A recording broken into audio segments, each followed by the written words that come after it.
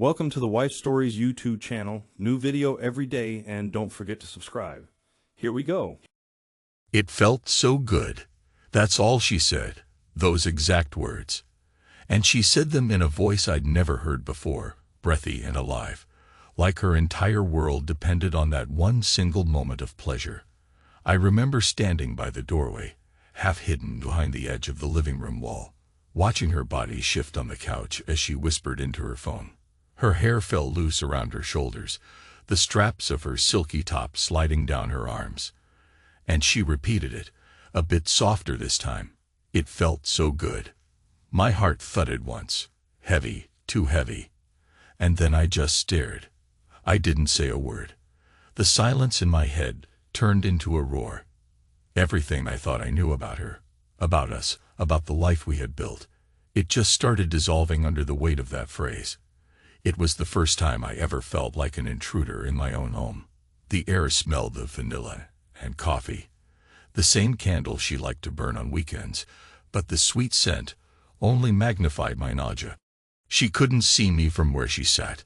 The blinds were half closed, painting strips of late afternoon sunlight across the floor. She was barefoot. Her toenails were painted a pale pink.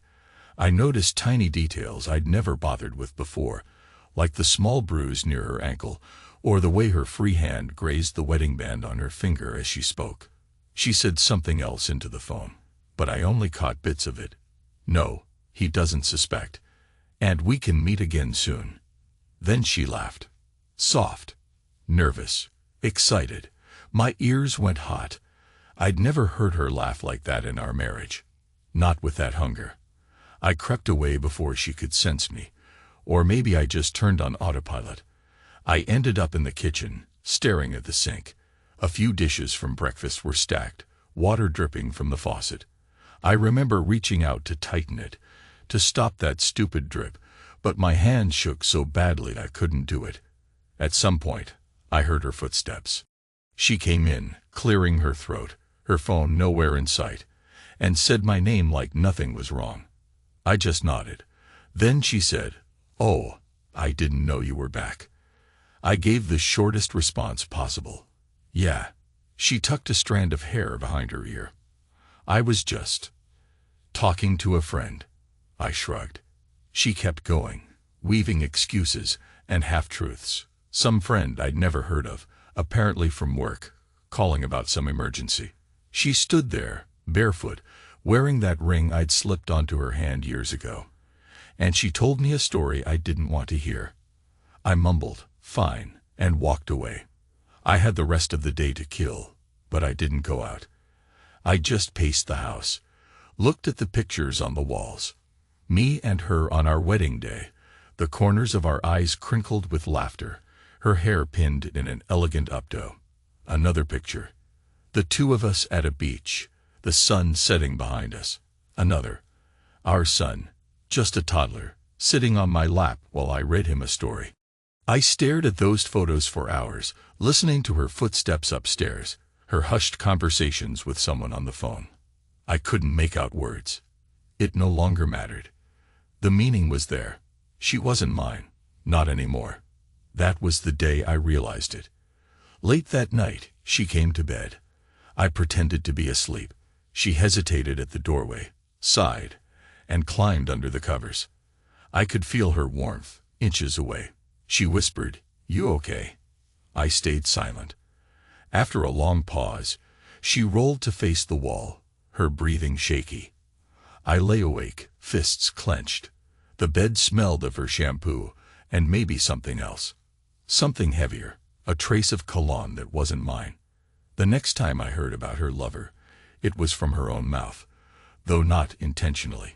She thought she was alone again, flipping through messages on her laptop. I was in the hallway, just outside the door, picking up a hamper of laundry. She made a soft, pleased sound, almost like a moan, and said, "I can't stop thinking about last time." I swear it felt so good. Then she laughed.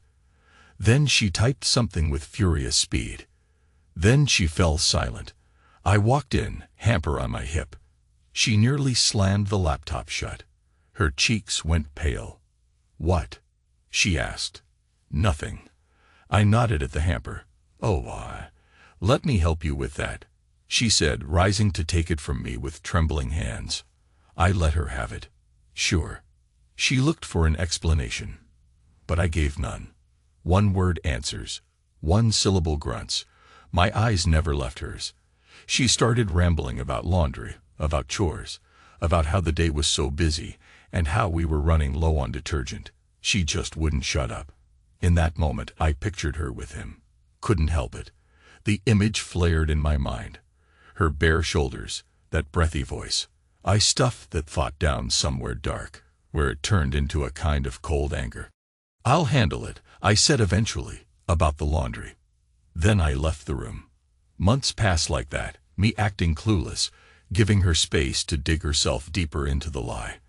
In the evenings, she typed away on her laptop, wearing headphones, too focused on something to talk to me. At night, she dozed off early or kept her phone clutched in her hand, the screen turned away. She started wearing more makeup, more perfume. She'd come home from work dinners that never showed up on our shared calendar. One Saturday, I found bruises on her arm. Finger marks. She tried to hide them under long sleeves, but I saw them when she reached for a mug in the kitchen cabinet. The shape matched a man's grip. Larger than hers, definitely not mine. She froze when she noticed me staring. Let me explain, she started. I banged it on the door at the office. I just shook my head, turned away. That was the first time I felt the urge to do something more than just rude. I started planning. Quietly, meticulously. I wanted her to feel the same creeping dread I felt every time I heard her whispering on the phone or saw her smiling at a text that wasn't from me. But I didn't want to raise my voice. I didn't want to smash things or confront them in some showdown. I wanted to be more precise. I wanted to make sure that when it all crumbled, she wouldn't even see the crack forming beneath her feet. I started small. She always wore the wedding ring. I noticed that much. She never took it off, even in the shower. So one night, while she slept, I removed it gently from her finger. She was a heavy sleeper back then. I had a jeweler friend who owed me a favor. Slipped him a little cash on the side. Had him etch a name inside the band. A name that wasn't mine. Then I put it back on her finger. The next morning, I watched her quietly. Her eyes flickered to the ring at breakfast, maybe out of habit. She sipped her coffee. The steam curled around her face. She said nothing.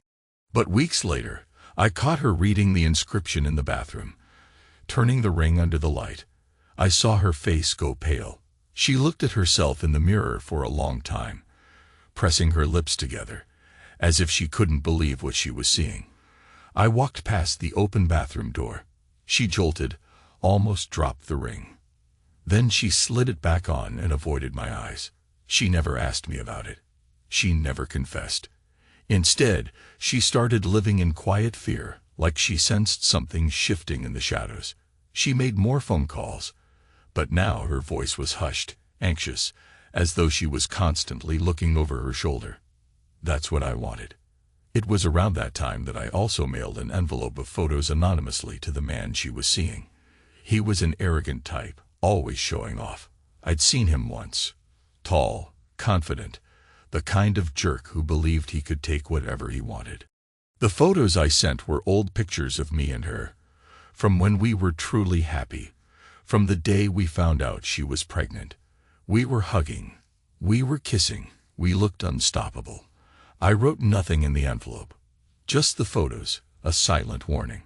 I pictured him opening it, feeling a strange twist in his stomach. Maybe he'd sense the presence of something bigger, something unstoppable. Maybe he'd start to suspect that she wasn't just fooling me. Maybe she could fool him too. Little seeds of doubt. That's what I planted. Once, I overheard them arguing on the phone. She locked herself in our bedroom, but the walls were thin. She said, "Don't call me at home. He might hear." Then there was a heated hush, and she murmured, "What pictures?" I didn't send any pictures. My lips curled into a grim sort of smile. As the weeks crawled by, she became more erratic. She'd hover near the front window, waiting for me to come home, probably dreading what I might say. Sometimes I'd catch her crying at the kitchen table, phone in hand, not dialing, just staring at the screen. Other times, she'd rattle off these explanations about how she needed space, or that she was under a lot of stress at work, or that she was worried about money. She'd talk, and I'd just grunt or say sure. I stopped touching her, stopped kissing her. She didn't reach for me either. The house felt like a bomb with a slow-burning fuse. Each day a new hiss of tension that nobody could quite locate. Our son was too young to understand at the time, but I could see his confusion. He'd watch us, not sure why his mother cried in the bathroom, or why his father stood in the kitchen with clenched fists, staring into space. I tried to pretend everything was normal around him. I taught him how to catch a ball, helped him do his homework, took him for ice cream. Meanwhile, she barely looked him in the eye. Her guilt weighed on her, or maybe she was lost in some fantasy with the man who bruised her arms. I should have confronted her, should have told her to pack her things. But I didn't.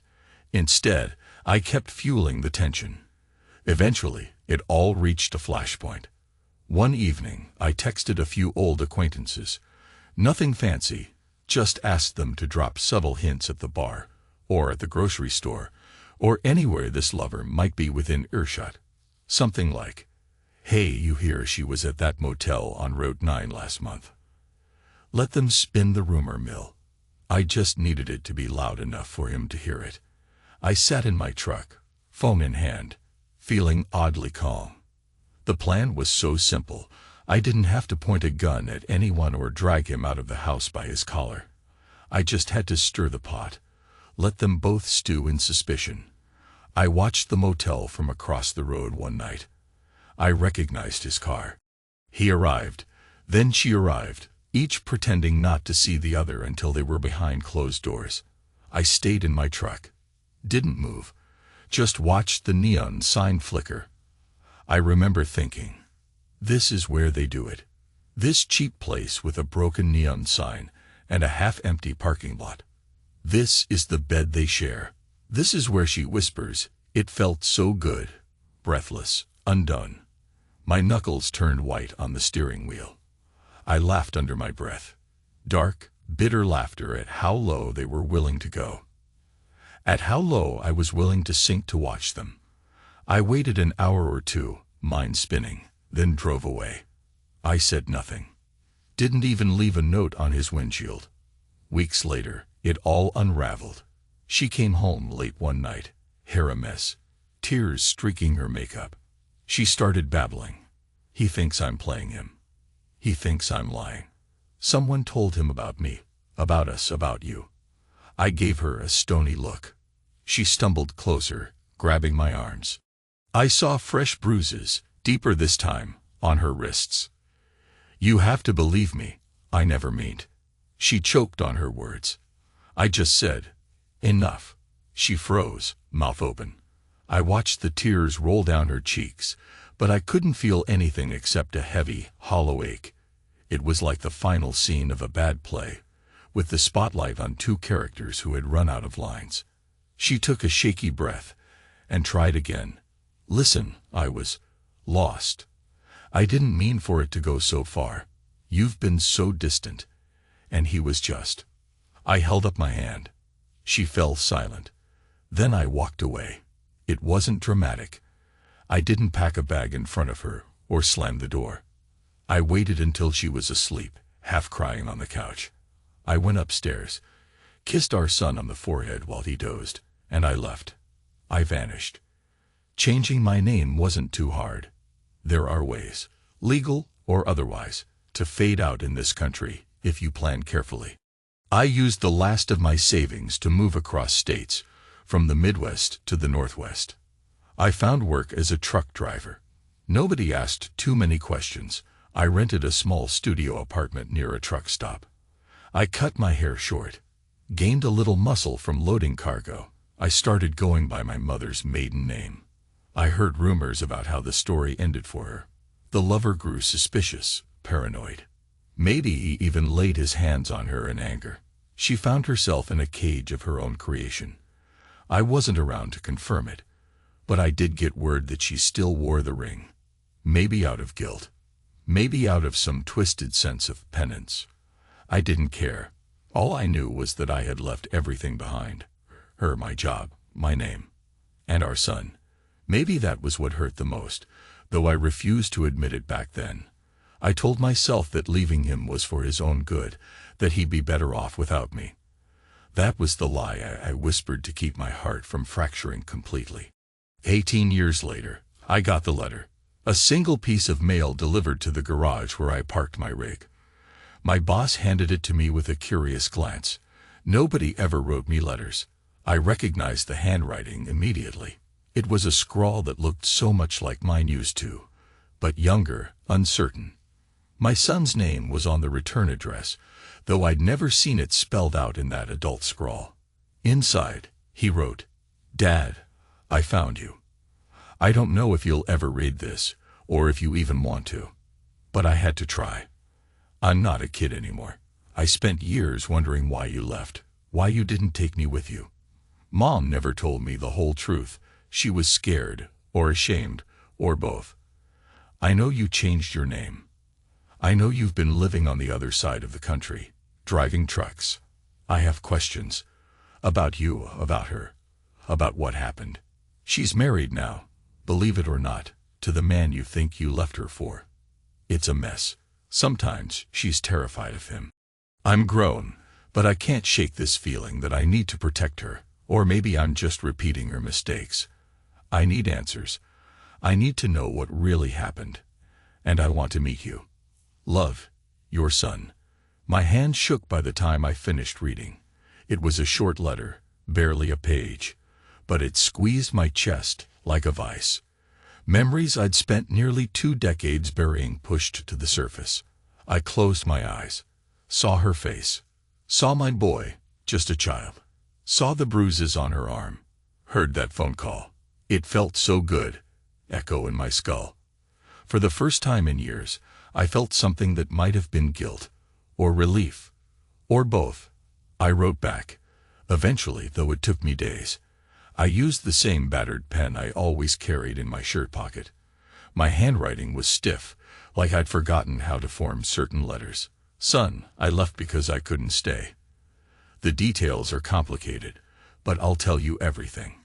Don't expect a perfect father. Don't expect a hero. You ask why your mother is afraid of the man she's with now. Let's just say I planted some doubts in his head and in hers. I gave them an apple full of worms. I let them eat themselves from the inside out. It doesn't surprise me that their marriage is dark. I did that. I might never be able to wash that blood off my hands. And that's okay. Come find me in Redwood, Washington. There's a diner by the truck stop on mile 27. I'll be there at noon every Friday. You want answers? I'll give them. Your father." I mailed it. Then I waited. The next few weeks were quiet. Work, coffee, the hum of the interstate. I kept to myself, as always. My boss made small talk, but I brushed him off with short replies. He teased me about it. "Man of few words, huh?" I shrugged. Inside, my brain felt like boiling tar. Thick, black, suffocating. Part of me wanted to disappear again, just vanish before my son arrived. Another part of me yearned to see him, to talk to him, to apologize. And maybe that hidden corner of me wanted him to understand who I'd become, or who I'd never been. Then a new letter arrived. It was him. He said he'd be there in 2 weeks. I started counting down the days. The day he showed up, a cold rain hammered the windows of the diner. I recognized him immediately, even though he towered taller than I remembered. He was broad-shouldered, wearing a leather jacket, hair cropped close. He stepped inside, scanned the tables, then landed his gaze on me. We stared at each other for a long moment. Then he approached and slid into the booth across from me. "You came," I said. He nodded. "Been driving since dawn." A waitress passed, leaving menus neither of us opened. We sat in tense silence until he said, "Why?" I took a deep breath. Started from the only place I could. She cheated. I found out. And I destroyed her, from the inside. That's it. His eyes flickered. But what about me? Why not? I clenched my jaw. I couldn't stay. Couldn't watch her, or that bastard. Couldn't stand to see your face every day, knowing how I felt. How little I could do to fix anything without turning violent or insane. He sat back, jaw muscles tight. So you ran. Yeah. He inhaled sharply, exhaled slow. That's it. I shrugged. It's all I got. He balled his hands into fists on the table. Then he closed his eyes, like he was wrestling with a dozen unasked questions. Eventually, he said, "She's terrified. He's hurting her, I think. The way you wrote, it sounded like you set them both on this path. Now she pays the price." I didn't flinch. She made her bed. So did I, he grimaced. And you think I should just let her stay in that misery? I stared at him, saw the turmoil in his eyes, recognized it. For a moment, my mind flicked back to those nights I spent watching her from the dark corners of our house. If you want to help her, that's your choice. Don't expect me to swoop in and fix it. He pressed his lips together. The waitress approached, asked if we wanted coffee. I nodded. My son did too. Once she left, we sank back into silence. I found a crumpled piece of paper in my pocket. My notes from 18 years of brooding, maybe. I smoothed it on the table. You want to know what I did? I wrote it all down, just in case. The ring, the photos, the rumors. The slow poison. He looked at it, but didn't reach for it. Why? I shrugged. Sometimes I needed to remind myself how far I went. He finally picked up the paper, scanned it. His eyebrows shot up. You put his name inside her wedding ring. Yes. He let out a low whistle. That's messed up, you know. I smirked, a bitter edge to it. It worked. He set the paper down. Tell me about your life now. I looked out the window, at the rain sliding down the glass. I work. I sleep. I stay invisible. That's all. You don't regret leaving me behind. I forced a laugh, hollow and sharp, every damn day. But regret doesn't fix anything. He nodded slowly. Then he said, she wrote me an email last month. Begged me not to leave her alone with him. She's frightened. Says he's changed over the years. Angrier, more controlling. I felt an unexpected twist of concern. Maybe it was the father in me, or the husband I once was. He ever hurt you? He shook his head. Not me, but I see it in her eyes. She's jumpy, you know. If the phone rings, she tenses up. I remembered how she used to tense up around me, waiting for me to explode when I found out about her affair. Only I never gave her that release. I gave her silence instead. Silence and sabotage. He took a sip of coffee, grimaced. Tastes like burnt rubber. You drink this stuff? I grunted in acknowledgement. The first hint of black humor surfaced in my chest. Keeps the nightmares away. He cracked the faintest smile. Then it vanished. I wanted to ask you, he said, what would you do if you were me? I leaned back. About her? He nodded. I folded my hands on the table, staring at his face, searching for any trace of the little boy I once cradled in my arms. Now he was a grown man, stuck in the middle of a broken marriage that wasn't even his. You want my honest advice? Yes. I paused.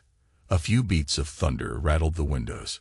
Stay, if that's what you want. But don't fight him head on. Do what I did. Make him doubt, make him question, make him tear himself apart. Quietly, efficiently. He frowned. You're serious. Dead serious. He tapped his fingertips on the table, quick little drumming motions. So you're telling me to copy your plan for revenge? My lips twitched in something that wasn't quite a smile. Yeah, if you think it's worth it. If you think it'll help you sleep at night. But know this, once you set that in motion, there's no going back. He stared at me. You think it's the right thing to do. Doesn't matter. It's effective. That's all. He exhaled, sinking deeper into the booth. Silence stretched between us like a taut wire. Finally, he slid the paper back to me. Mom always said you were the quiet type. But this is... I mean... He trailed off, shaking his head. I nodded. Go ahead, say it. It's sick. Twisted. Cruel. Yeah. And you still wanted to find me. He gave a half shrug. Because I needed to know. I gestured to the paper. Now you know. For a moment, he seemed to deflate, all his bravado draining away. He rubbed his eyes with thumb and forefinger. I don't know if I can do it. I don't know if I have it in me to rip someone's life apart. My answer was immediate. Then don't. But I need to protect her, he said, almost choking on the words. She's my mother, for God's sake. I sighed. The man she chose all those years ago, the one who gave her those bruises, is your stepfather now. You won't outmuscle him, not without risking a lot. He grimaced. I can't stand him. He's everything you said. Arrogant, controlling, suspicious of everyone. And she's locked in. I feel sorry for her, but I also resent her. She cost me my dad. Our eyes met. My voice dropped. She cost herself. He swallowed. Yeah. But I can't just walk away. I remembered that feeling. The rope that ties you to a sinking ship, the sense of obligation. You asked for advice. I'm giving it. You don't have to follow it. But if you do, be prepared to do it all the way. He nodded. All right. Outside, the rain kept pounding. The diner was half empty. A couple of old-timers sipped soup at the counter, and a trucker read the sports page. Nobody cared about us. My son dug a wallet from his pocket and dropped a few crumpled bills on the table. I'll pay. Least I can do. I studied him for a moment. Thanks. He stood up. Looked down at me. Are we done? I shrugged. Your call. He lingered, fists at his sides, face tight with the weight of all those missing years. Then he said, I don't know who you are, but you're still my father. And I guess I'll be in town for a bit. Maybe we can talk again. I nodded. I'm around. He stared at me a moment longer, then turned and left. I kept waiting for a surge of emotion after he was gone. Maybe relief, maybe regret. Instead, I felt empty, like my soul had been carved out. The coffee went cold. I just sat there, hearing echoes of the past. Memories drifted in. Her voice on the couch. It felt so good. My son's cried when he skinned his knee. My own heartbeat pounding in my ears. The ring, that name etched inside. The day I handed the jeweler a slip of paper with that name spelled carefully, my hand shaking with rage. I wondered if I even recognized myself. Who was I, anyway? A man who got wronged. A coward who ran.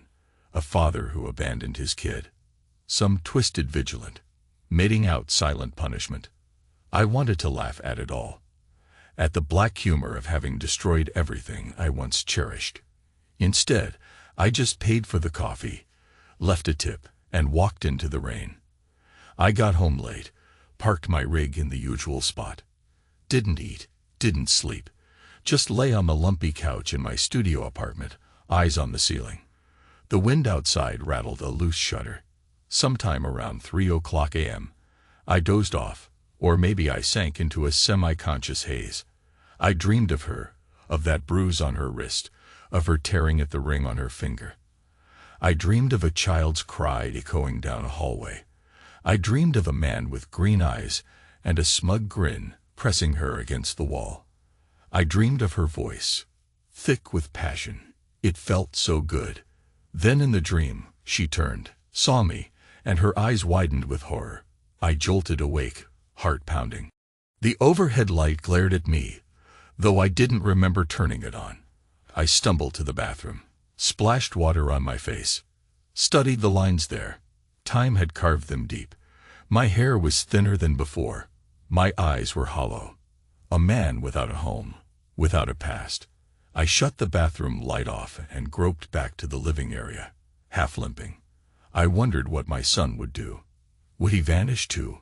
Or would he embrace the darkness, that slow destruction I taught him. And God help me, I actually felt a flicker of pride in the thought. A few days passed. No sign of him, no calls. I resumed my routine. Truck route to Yakima, hauling produce. On the drive, I chain-smoked and blasted the radio. Between songs, my thoughts returned to him. I pictured his face, the conflict there. Then, a text arrived. I pulled over at a rest stop to check it. It read, "I'm doing it. I'm staying. Thanks." I stared at the screen, letting the words sink in. He was going to follow my advice. Or at least some version of it. A father passes on knowledge to his son. That was the black irony. My knowledge was venom, a blueprint for sabotage. And he'd chosen to use it. I typed back, "Call if you need anything." No immediate reply came.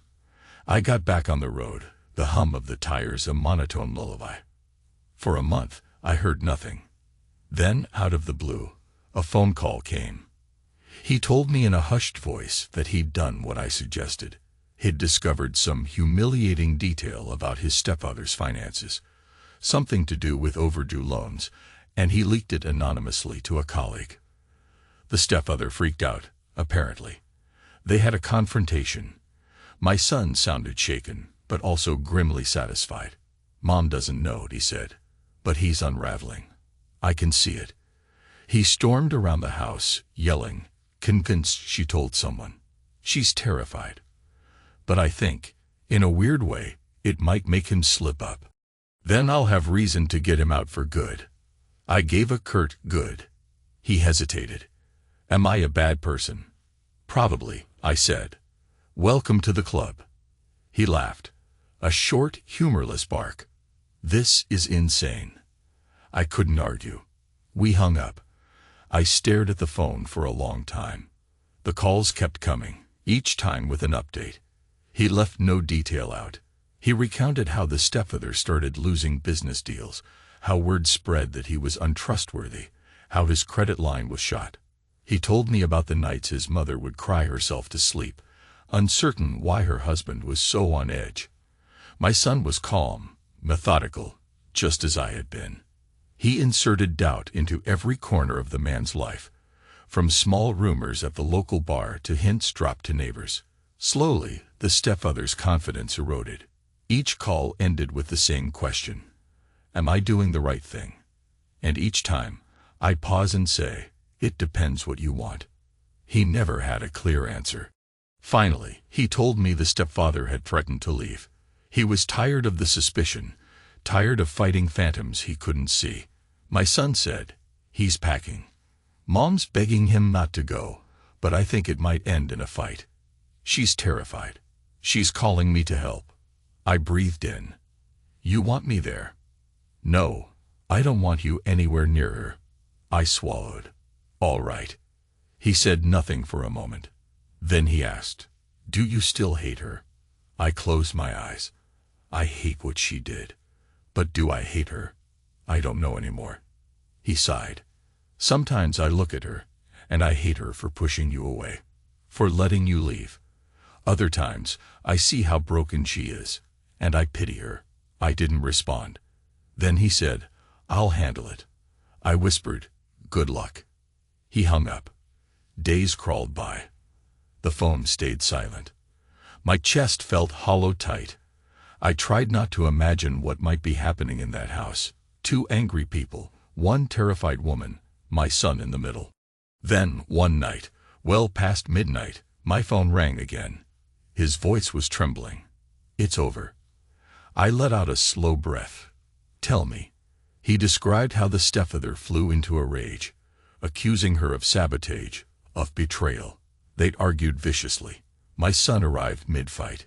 He didn't intervene physically, but he stood there in the doorway, reminding his stepfather that there were eyes on him, that he couldn't raise a fist without consequences.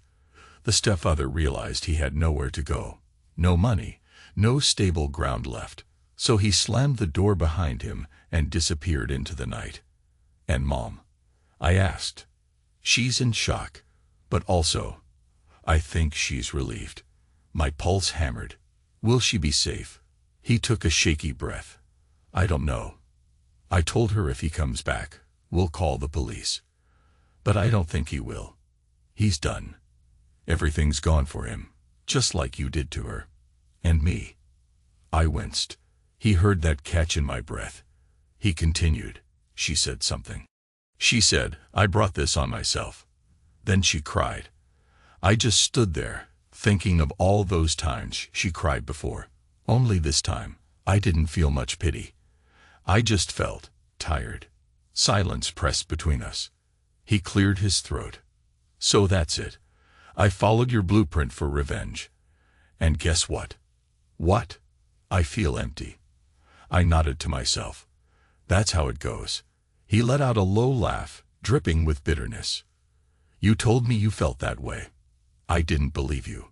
I thought I'd feel vindicated. But this is just emptiness. I swallowed hard. Revenge does that. Another silence. Then he said, she asked about you. She wonders if you're still alive, if you hate her. I didn't say much. Okay. She wants to see you. I felt my jaw tighten. No. He exhaled. Didn't think so.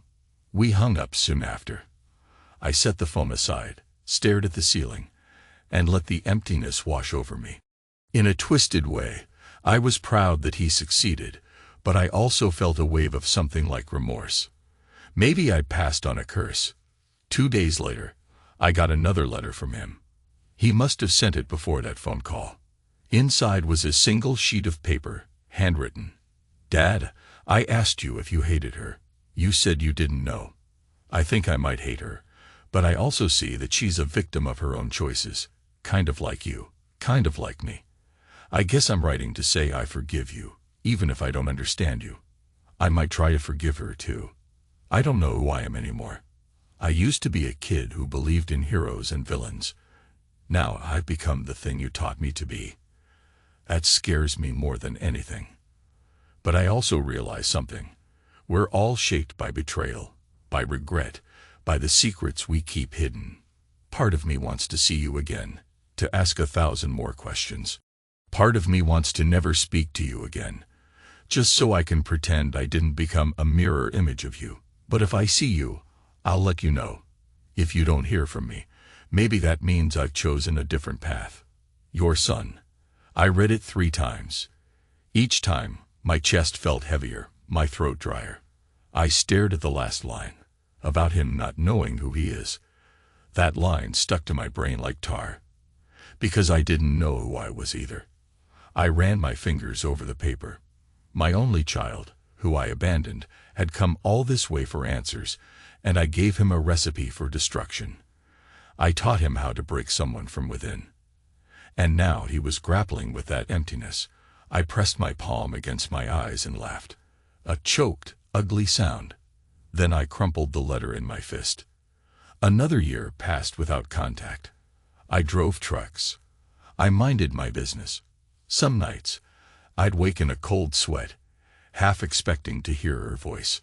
Other nights, I'd see my son's face in my dreams, twisted with confusion, or watch him walk away down a long road, never looking back. I considered reaching out. I had his address after all. But each time I picked up the pen, I froze. What would I even say? I'm proud of you for following in my footsteps. Sorry you feel like a monster. It was hopeless, so I stayed silent. Then one afternoon, I got a knock on the door. I opened it, half expecting the landlord. Instead, my son stood there, hands in his pockets, squinting in the sunlight. Hey, he said softly. I couldn't speak. He just walked in, looking around my cramped studio. There wasn't much to see. Just a threadbare couch, a little TV, a kitchen corner. He shrugged off his jacket, draping it on the back of a chair. What are you doing here? I finally asked. I was passing through. Thought I'd say hi. I nodded, unsure what else to do. He took in the peeling paint on the walls, the worn linoleum. You live like this? Yeah. Doesn't bother you? I shrugged. Keeps me hidden. He studied me a moment, then exhaled. I left home. She's okay now. He never came back. She sold the house, moved somewhere smaller. She keeps to herself. I talk to her sometimes, but I think it's better if we both have space. I nodded. And you? He shoved his hands deeper into his pockets. Got a job in construction. It's decent money. Good people. Feels honest. I offered him the one seat I had that wasn't covered in laundry. He sat. He said, I've been thinking about what you did, about what I did. Maybe it's time to move on. My throat tightened. Move on how? By letting it go, he said simply. That's why I came. To tell you that I'm done with the anger, the sabotage, the fear. I'm gonna try to live a normal life. Not repeating your mistakes, or hers. I felt a flutter of something. Relief, maybe. That's good. He nodded. Then he stood, paced around a bit, picking up random objects off my small table, a truck stop menu, an unopened pack of cigarettes. I just wanted you to know. I'm not running from you, or from her, or from what I did. But I can't stay in that darkness. I might not see you again after this. I felt a pang in my chest. Is that your choice? He looked at me, eyes steady. Yeah. I swallowed. All right. He walked to the door. For a moment, we both just stood there, father and son, two strangers who shared the same blood and the same capacity for quiet vengeance. I said, take care. He reached for the doorknob, then hesitated. I need to tell you something. I waited. She said, you ruined everything. That was the last real conversation we had before I left. She said, he ruined us, and now you ruined me too. Then she cried. I just stood there, not sure whether to blame her or you or that man or all three. But I told her, you did this to yourself. I might regret saying that someday. I clenched my jaw. Maybe you will. Maybe you won't. He gave me a long, searching look. She told me once, that night you left, she almost stopped you. She woke up, realized you were gone, ran downstairs, but you were already driving off. She said she stood on the porch, crying, calling your name. She said you didn't even look back. That true? I closed my eyes, recalling that memory. Me sitting behind the wheel, the engine running, looking at the reflection in the rearview mirror. I saw her silhouette in the open doorway, arms raised, as if pleading. I pressed the gas. I didn't look back, I said. He pressed his lips together. Okay. Just wanted to hear it from you. Then he opened the door, stepped into the hallway. His shoulders were tense, like he was holding in 1,000 words. Before he left, he said, I'm not you. But I understand you a little better now. I murmured, I hope you find peace. He nodded, closed the door behind him. And his footsteps faded. I stood there, mind blank. Then I sat heavily on the couch. A laugh bubbled up from deep in my chest. Low, jagged, almost hysterical. I thought about everything that happened. From the day she whispered into that phone.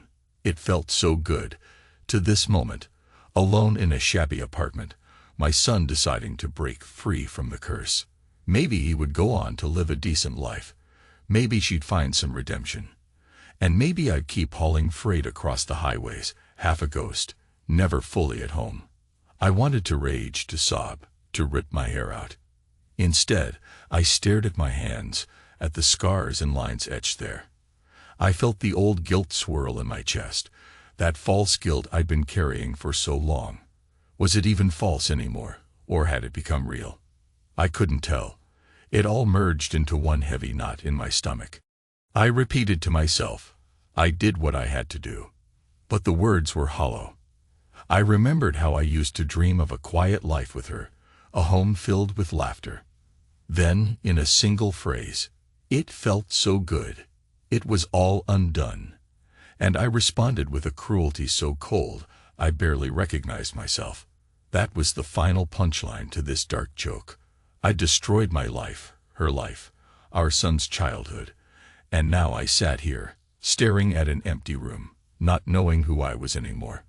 But maybe that was my fate. To be the man who disappeared, the father who taught his son how to break someone from the inside out, the husband who never learned how to forgive. I stood up, looked around. My reflection in the dingy window caught my eye. Just a tired man, shoulders slumped. Then I muttered, "Who the hell am I now?" No answer came.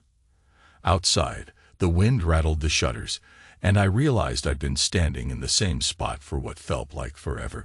I let out a breath, grabbed my jacket, and stepped out into the hallway. I locked the door behind me. Downstairs, my rig waited. I'd take it for a drive, maybe. Let the miles roll by until the ache in my chest matched the rumble of the engine, until the memories settled back into that quiet corner of my mind. Maybe that's the best I could do. Keep moving, keep driving, keep fading away. But even as I turned the key in the ignition, I felt that small, nagging thought. He's free now. And I'm still here, stuck with my ghosts. I laughed bitterly one last time, then pressed my foot on the gas. And I didn't look back.